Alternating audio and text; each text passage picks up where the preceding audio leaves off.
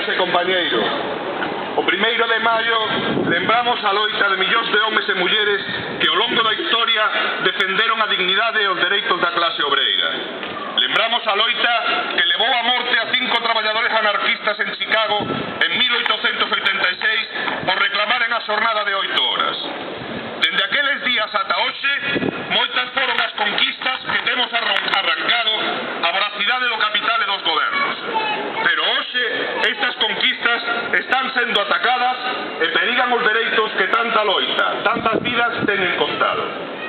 Este capitalismo do século XXI, acadado ao seu máximo nivel de desenvolvemento e globalización, aperta aínda máis a soga arredor dos nosos pescozos e incrementa os niveis de explotación, tentando facernos regresar a condicións de escravitude.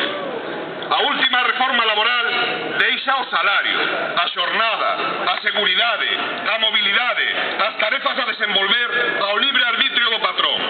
Estánnos a roubar o dereito a unha pensión digna, a estabilidade no emprego, a unhas condicións dignas de traballo e de vida, mentes privatizan os servizos públicos e recortan os gastos sociais e converten o acceso á educación nun privilexio. As últimas medidas de recorte atacan de novo os sectores máis empobrecidos da poboación. Limitan o acceso ás medicinas ao incrementar o seu prezo. Deixan sen cobertura sanitaria aos estudantes ou traballadores que buscan o seu primeiro emprego, se teñen máis de 26 anos. Aos inmigrantes en papéis. Obrigan a pagar o transporte ás persoas que precisan rehabilitación ou cuidados especiais. As cifras do paro son arrepiantes. Case 6 millóns non teñen emprego. Preto de 300.000 en Galiza, 100.000 da Coruña. E 1.700.000 familias teñen a todos os seus membros en paro, mentres o goberno segue cargando a crise sobre as nosas costas e recortando dereitos. Ninguén nos ten regalado graciosamente estes dereitos. Tivémonos que pelexar, e agora é de novo tempo de loita.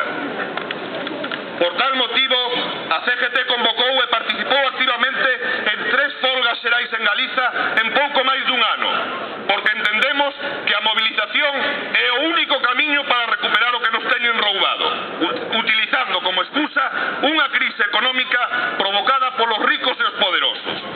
Por iso, seguimos e debemos seguir a loitar nas factorías, nos centros de traballo, nas rúas, porque temos que recuperar os dereitos que nos teñen sido arrebatados.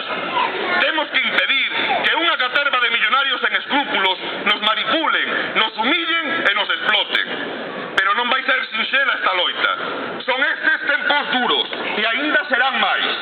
Xa levan tempo preparándose para a represión contra o movemento obreiro e contra toda persoa ou colectivo que non se asuste ás súas directrices e trate de combater a súa opresión.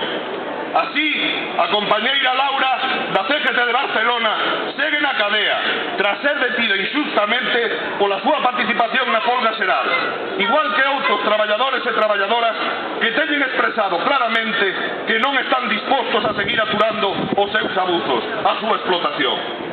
Só mediante a solidaridade e a axuda mutua lograremos vencer a súa represión.